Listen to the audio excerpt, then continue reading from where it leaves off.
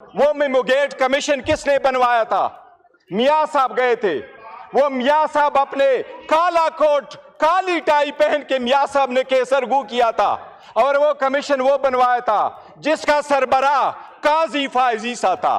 پاکستان کے chief justices اچھے گزرے ہیں, لیکن انشاءاللہ قاضی فائزہ صاحب جائیں گے تو لوگ ہسٹری لکھیں گے, اور ہسٹری میں جسٹس منیر کو لوگ بھول جائیں گے. یہ ایوان اس کے رولز 156 کے مطابق اس وقت تک آئین میں تبدیلی نہیں کر سکتی جب تک اس میں جو ریزرو سیٹوں کی سیٹیں خالی ہیں وہ پوری نہ ہوئی ہو. جس طرح رویت ہلال کمیٹی کو کبھی چاند نظر نہیں آتا, خورشید شاہ کی کمیٹی کو کبھی مسودہ نظر نہیں آتا. آج پاکستانی آئینی تاریخ اور آزاد عدلیہ کے لیے ایک سیاہ دن ہے. آج جو ترامیم ہونی اس آئین میں ہونے جا رہی ہے, یہ وہ آئین ہے جس کے ابتدائی الفاظ یہی ہے کہ عدلیہ آزاد ہوگا, لیکن ان ترامیم کے پاس ہونے کے بعد عدلیہ کو ہمیشہ کے لیے محکوم بنایا جائے گا. یہ کنسٹیٹیوشنل کورٹ نہیں بنانا چاہ رہے جناب اسپیکر, یہ ملک قیوم کورٹ بنانے جا رہے ہیں.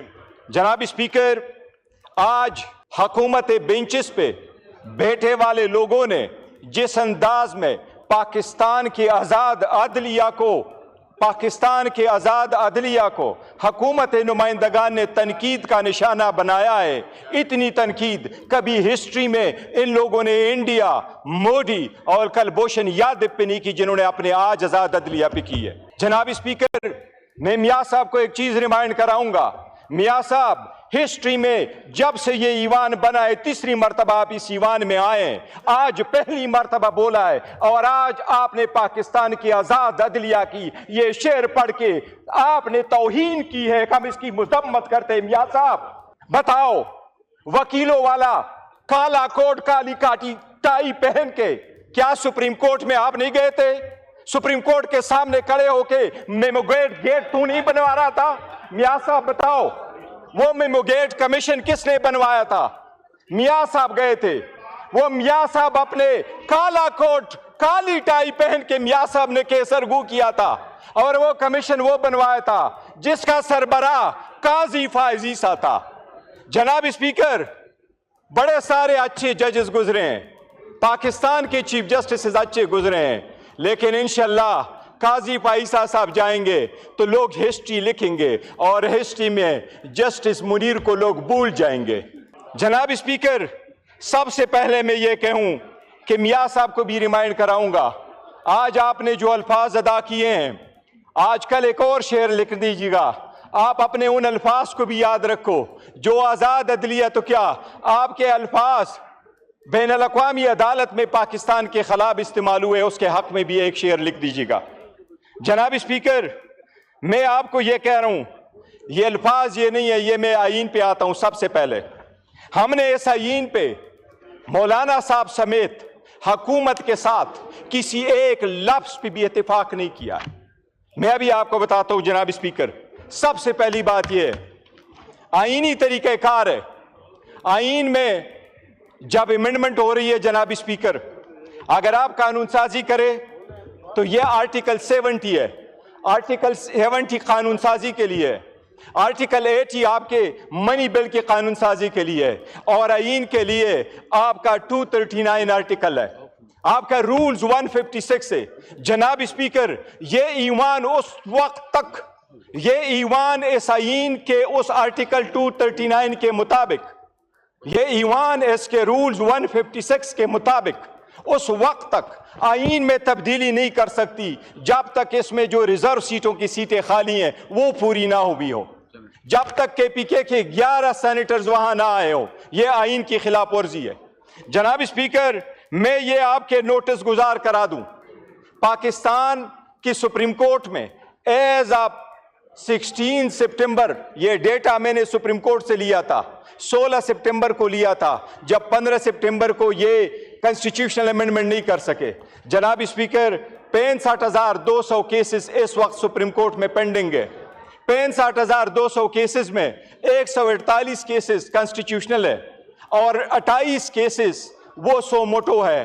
176 केस की आड़ में ये कॉन्स्टिट्यूशनल कोड बना रहे हैं। जनाब स्पीकर, ये कॉन्स्टिट्यूशनल कोड ऐसे नहीं बना रहे हैं। ये चाह रहे हैं कि ये जिस तरीके से जजेस को महकूम करना चाहते हैं, ये चाहते हैं हर एक अदालत इनके मातहत हो। इसमें हैंड पिक जजेस को ये उठाएंगे।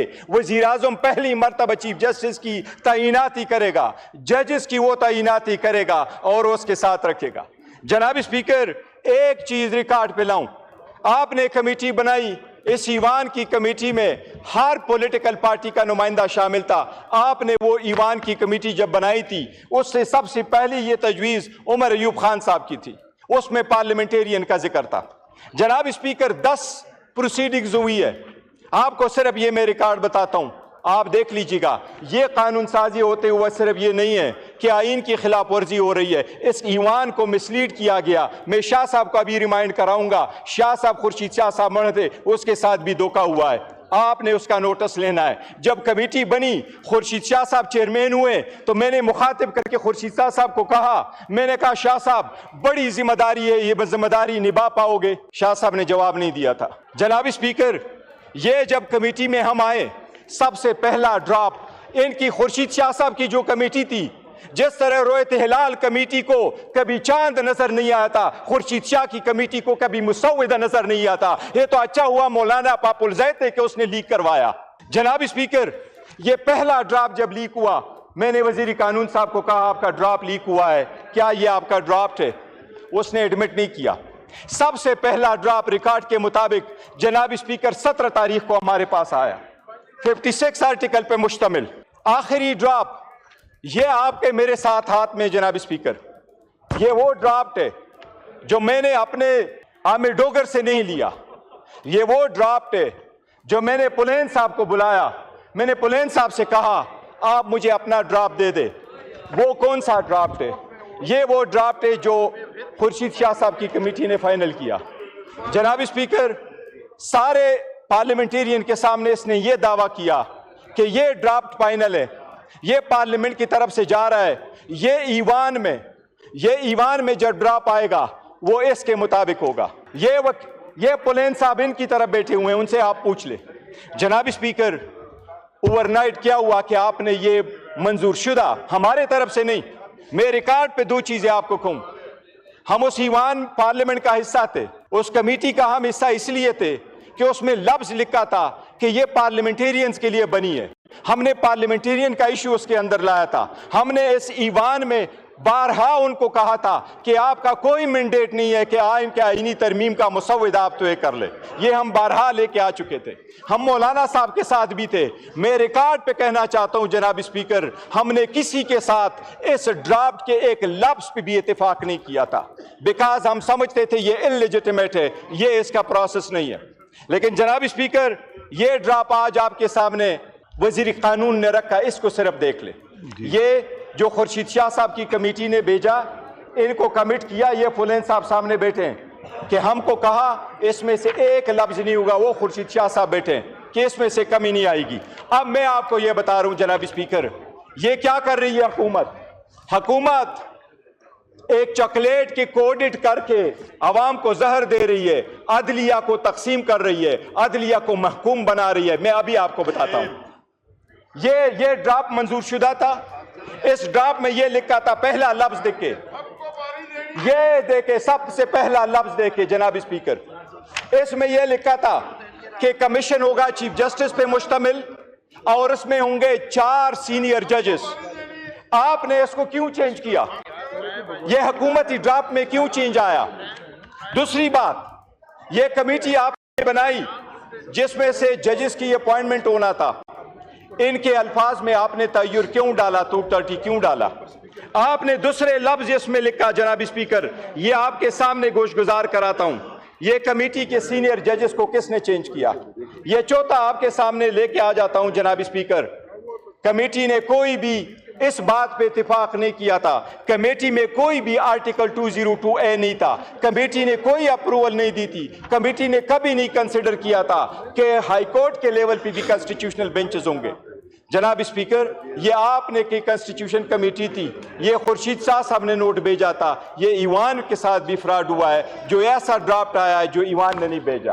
جناب اسپیکر، میں 3 چیزوں کا عرض کرتا ہوں۔ جی یہ عدلیہ پہ اٹیک ہے۔ بس کائنڈلی وائنڈ اپ کیجیے۔ جناب اسپیکر، میں کمپلیٹ کرتا ہوں جناب اسپیکر، میں آرٹیکل 175 کا جناب اسپیکر آپ کو عرض کر رہا ہوں۔ ایک چیز جناب اسپیکر، لیڈر کو بلائیں۔ جی جناب اسپیکر، ابھی چیف جسٹس کا جب انتخاب ہوگا اس میں 8 MNA شامل ہوں گے اور اس میں 4 سینیٹر شامل ہوں گے۔